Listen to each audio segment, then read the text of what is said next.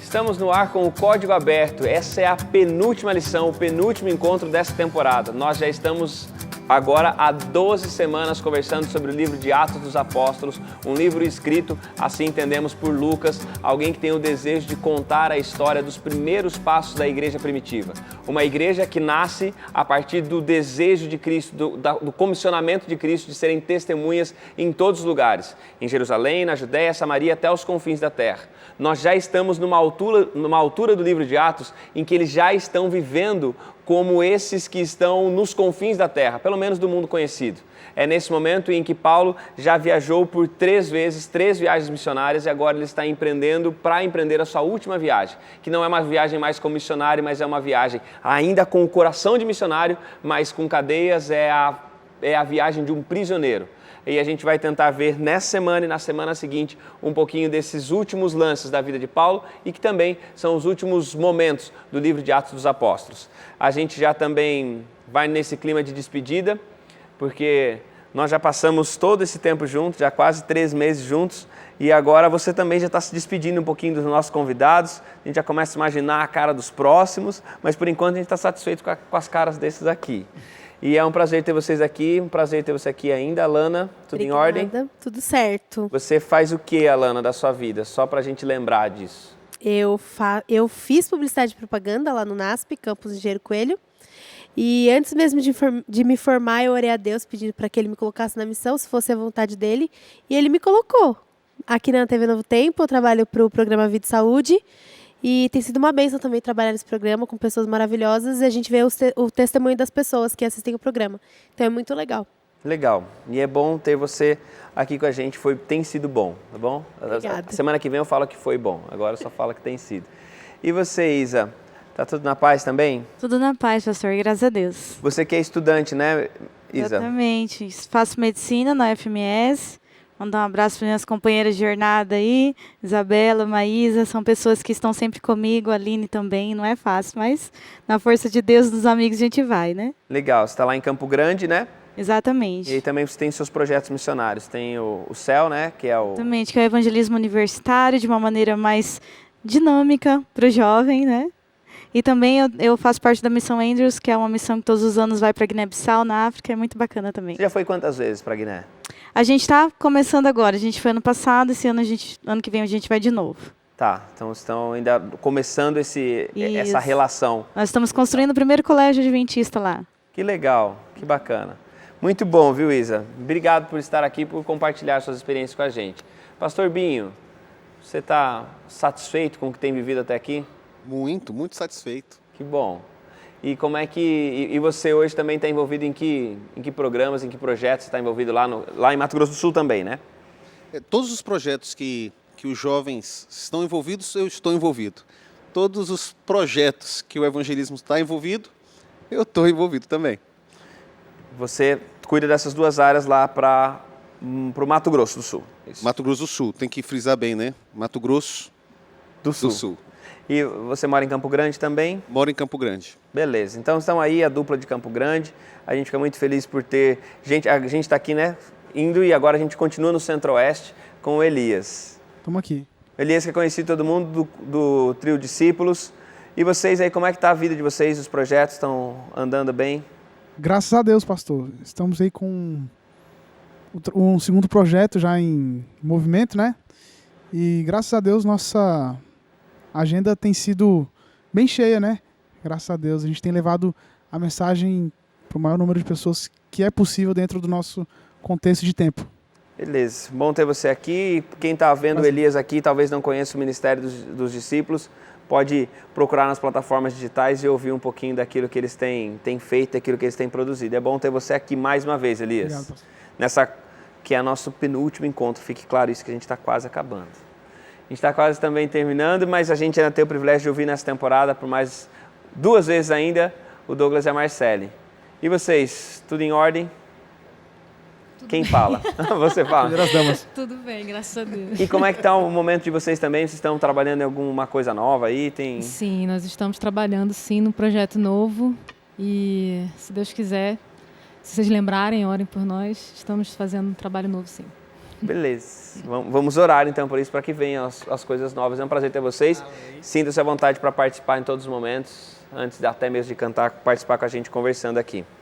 Nós temos diante de nós um momento bem, talvez as cenas dramáticas, né, do livro de Atos ficam para o final, como parece um filme, e aí essas cenas mais tensas, mais dramáticas mesmo, acabam ficando no final. A gente tem muita coisa bacana acontece, muita coisa intensa acontece, mas agora no final tem esse momento tão delicado que é esse Paulo que foi a caminho de Jerusalém. A gente terminou a nossa lição da semana passada falando sobre isso, dele chegando em Jerusalém e mesmo tentando se encaixar, ele ainda enfrenta oposição, acusações falsas. E a gente vai ver os desdobramentos disso a partir de agora, mas antes nós vamos fazer uma oração, vamos falar com Deus e eu quero convidar você para nos acompanhar nesse momento. Pai, obrigado porque o Senhor nos dirige, nos orienta e agora nos colocamos em Tuas mãos a nossa mente, o nosso coração com o desejo de ouvir a Tua voz, falar a nós, mas também com o desejo que o Senhor nos dê poder para conseguir viver praticando o Evangelho que a gente tem aprendido. Dá-nos a bênção do Senhor, abençoe todo mundo que está em casa agora, aqueles que estão passando por alguma luta em especial, que sejam também visitados por Ti, em nome de Jesus. Amém, Senhor. Paulo chega então agora nesse momento de sair de Jerusalém, de ser levado agora lá para Cesareia e onde ele passa por alguns julgamentos. O que a gente tem de informação sobre esses julgamentos de Paulo, sobre a reação dele, as acusações? Paulo, nesse momento que Paulo está sendo levado a julgamento, o que está acontecendo? Quais são as acusações que o fazem chegar até esse momento de julgamento? O que tem? Que é a promotoria, assim, olha, ele está sendo acusado por isso, isso e isso. Por três coisas, assim, basicamente, né? Primeiro é que ele estava sendo um agitador, e isso criava uma situação desconfortável para o Império Romano. Segundo, que ele era líder de uma linha mais revolucionária, os nazarenos, e isso já era uma ameaça a Roma. E, por fim, ele também quebra as tradições judaicas quando ele introduz ali um amigo dentro do templo. Que não poderia. Então, os três pontos são os três pontos ressaltados por um advogado, Tiago. É o primeiro momento que a gente tem em um julgamento, um advogado aparecendo e fazendo um discurso bem argumentado e bem, vamos dizer assim, vagabundo no sentido da palavra, porque ele começa bajulando muito aquele que poderia fazer a mudança. Então, o grupo de judeus que trazem esse camarada, o nome dele Tertulo. Tertulo, ele começa bajulando, ele induz, ele bajula, depois ele explica essas acusações e depois ele faz uma indução tentando colocar ali Paulo em uma saia justa. E é interessante que é o Paulo que está indo para julgamento, mas ele vai ser advogado, né? É o sumo sacerdote que leva, é o sinédrio que tem um advogado, né? É como se a acusação é contra Paulo, mas a defesa não vai ser para Paulo. A defesa os acusadores, eles levam a acusação e a defesa também. E o que a gente, olhando para esse cenário... Você ia falar alguma coisa, Lana? Pode falar antes. Não, eu acho melhor você falar, que eu ia falar já da defesa dele. É melhor você Pode falar então da defesa dele. Então tá. Por favor. Eu acho muito legal que eu fico pensando que Paulo em nenhum momento ele se acovarda. Até quando ele tá nesse momento ali que estão acusando ele de todas essas coisas, ele fala assim, bom, já que vocês estão falando isso, então eu me sinto à vontade de me defender. E daí ele fala, eu não fiz isso, eu não concordo com essas coisas que vocês falaram. E tem uma coisa que ele fala, que ele fala assim, mas se eu fiz, que eu morra.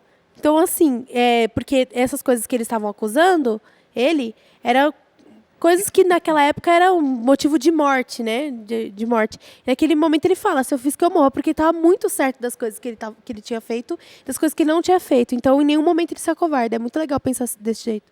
E eu acho interessante falar sobre isso, porque ele tem essa força de defender-se, né? Olha, eu não fiz, se eu fiz, então que me matem. Mas, ao mesmo tempo, eu vejo ele assim, aquilo que é certo. Por exemplo, olha, estão te acusando de falar de Jesus, que Jesus ressuscitou, falar da ressurreição dos mortos. Sim, isso eu estou pregando. Mas o resto não é verdade.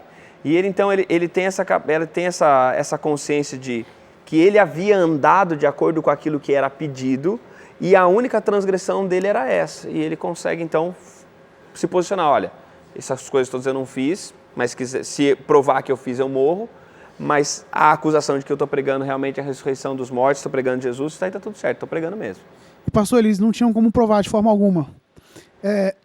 Antes de falar por que eles não tinham como provar, eu queria eu queria falar algo aqui interessante, que parece que acontece com todos os seguidores de Cristo. Sempre há eu que tenho, é um ponto da minha personalidade, eu tenho um senso de justiça assim, um pouco, né, elevado, eu não gosto de injustiça. Né? Então, assim, uma coisa que eu percebo em muitos dos personagens bíblicos é que muitas coisas que aconteciam em relação a eles, a julgamentos, eram muito arbitrário. Ou era com falsas testemunhas, ou era com falsas acusações infundadas, certo? E aqui no caso de Paulo, os pontos estavam acontecendo de uma forma completamente arbitrária. Primeiro, eles não tinham testemunhas, né, da parte da Ásia, que isso já tornava todo aquele julgamento inválido. Né? O fato de não haver testemunhas. E o outro fato é que os judeus só podiam falar de Paulo na ausência perante o Sinédrio. E aí? Então, de uma forma muito arbitrária, isso estava acontecendo. E isso é uma das coisas muito comuns, né, no meio do povo, no meio dos mártires, no meio do povo de Deus que sofria por causa do Evangelho. Sim. E não deve ter sido fácil, né? Você está diante, e a gente lendo o texto e acompanhando com o nosso guia, você vai perceber que Félix não era um dos seres humanos mais corretos, não era um camarada que fazia o certo pelo certo.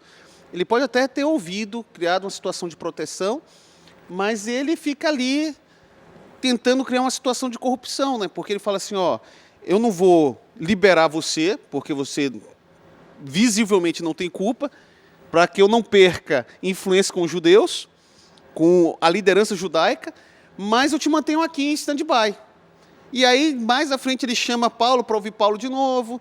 E aí a gente vai percebendo que ele queria assim, ver se... Muito comum, né? Quanto é que você paga aí para não dar essa multa? Para deixar eu tocar o barco? Desde que existe ser humano, a corrupção está junto, né? Eu estava mais preocupado com a aceitação do povo do que com a justiça, enfim. Exatamente. Tem um historiador que chama Tácito, e ele diz que o Félix, ele era um antigo escravo grego que recebeu um benefício e se tornou essa pessoa com poder. E aí ele tem uma frase que é bem bacana, que diz assim, que Félix era um escravo com mente de rei, depois se tornou um rei com mente de escravo. Então, aí ele era um esbanjador, ele queria o dinheiro mesmo. E aí o bacana é que a Bíblia traz que no verso 25 ali, do capítulo 24, Paulo começa a dissertar acerca da justiça, do domínio próprio, do juízo vindouro, e ficou Félix o quê? A Bíblia traz uma característica, amedrontado, covarde, e por agora ele diz, podes retirar-te, e quando tiver vagar, chamar-te-ei. Então olha que bacana que a Bíblia traz, os tipos de personalidades de pessoas quando se deparam com a mensagem da cruz, né? Que Paulo pregava ali, ou seja, a mensagem de Jesus era uma mensagem forte, abalou as estruturas de Félix, o Espírito Santo usou Paulo ali para pregar também, porque antes Paulo foi escolhido por Jesus para pregar a reis, a muitas autoridades, isso Jesus já tinha dito para ele, né? Para Ananias, vai, porque esse é um varão escolhido, né? Então, Paulo aqui está cumprindo aquela promessa de Cristo perante uma pessoa de autoridade, de posição influente, só que essa pessoa se acovarda. E aí ele diz, né? Por enquanto eu vou pensar no que você está falando, um dia eu tomarei a decisão, né? E tem uma escritora cristã chamada Ellen White que ela diz assim, esse momento para Félix nunca chegou. Do dia do próximo apelo, da próxima tomada de decisão. Ele simplesmente deixou a decisão dele com Cristo de lado e esse momento do próximo nunca chegou. Ele morreu perdido, né? E, na sequência, você vê que não muda muita coisa. Me parece que uma das maiores carências, Tiaguinho, é de a gente ter, dentro do contexto político, líderes que façam certo pelo certo. Pessoas que tenham convicções mais profundas. Porque se perpetua a barganha. Você tem a substituição, vem Festo, e Festo, mesmo sabendo, mesmo percebendo, ele perpetua a situação de Paulo. E uma curiosidade que talvez não esteja aqui é que quando a gente lê o texto, a gente tem a ideia de Paulo mais em Roma, preso mesmo, né? Em uma cadeia. Já na situação, ele não está preso em uma cadeia. Ele está acorrentado, é colocado um soldado com ele, e ele é permitido, inclusive, trabalhar e morar em uma casa. Então, ele está preso numa prisão domiciliar, dentro de uma região protegida. Então, ele consegue trabalhar, porque senão ele não poderia pagar suas contas. Então, ele vai pagando suas contas, mas vive nessa nuvem aí de o que vai acontecer, nessa incerteza. E aí vai, chama, volta, vai de novo. E 2 anos. 2 anos. Na expectativa que apareça um líder que possa dizer assim, não, veja, não tem nada contra você. Tudo certo. E eu percebo que nossas relações são muitas vezes, elas percorrem essa linha política de que a gente é mais firme, com o outro a gente segura a onda. Se ele tem um poder de autoridade, a gente conversa de um jeito. A gente não confronta aquele que pode nos prejudicar. A gente fica sempre... E são relações muito utilitaristas, né? A gente vê as pessoas aqui, por exemplo, Félix, a Bíblia fala que Lucas, né, diz que ele esperava que Paulo lhe oferecesse dinheiro, então sempre mandava buscá-lo com frequência para conversar. Chamava Paulo, não está muito incômodo esse problema aí, não está muito difícil a vida e tal, esperando alguma coisa. E aí o Festo também entra no momento em que parece, e esses cenários aqui me lembra muito o cenário de Pilatos julgando a Jesus, que Pilatos sabia, não fica a dúvida de que Pilatos não se convenceu da culpa de Jesus, mas está com tanta coisa, tem tantas amarras e tanta preocupação, e aí eu volto àquilo que a gente falou na semana passada, é tanta preocupação com a reputação que não sobra espaço para fazer o que é certo. E aí a gente vê um Paulo que faz o contrário, ele está tão focado em fazer o que é certo que não sobra espaço para ficar preocupado com reputação. E a gente vê como essas coisas estão em lugares diferentes na balança, né? E normalmente isso vai até as últimas consequências, né? Os líderes judaicos, como Paulo sendo visto como um agitador, era uma ameaça, né? Pro poder que eles representavam ali, para a doutrina que eles tinham diante do povo, e eles queriam matar Paulo a qualquer custo. A qualquer custo. Tanto é que eles estavam pedindo a transferência da jurisdição de Paulo para Jerusalém, para que lá eles pudessem obter o que eles queriam, que era matar Paulo. E interessante que eles não queriam matar Paulo quando chegasse a Jerusalém, né? Eles queriam fazer uma armadilha no caminho. No caminho. Tá no caminho, a gente vai matar Paulo. E não é a primeira vez. Voltar... Oi? Não é a primeira vez que eles tentam essa estratégia. Ali a gente pega ele. A gente vai encerrar a nossa conversa e a gente volta daqui a pouco para continuar, para tentar entender esses próximos lances e essas próximas cenas desses julgamentos de Paulo. Fica por aí, Código Aberto, volta daqui a pouco.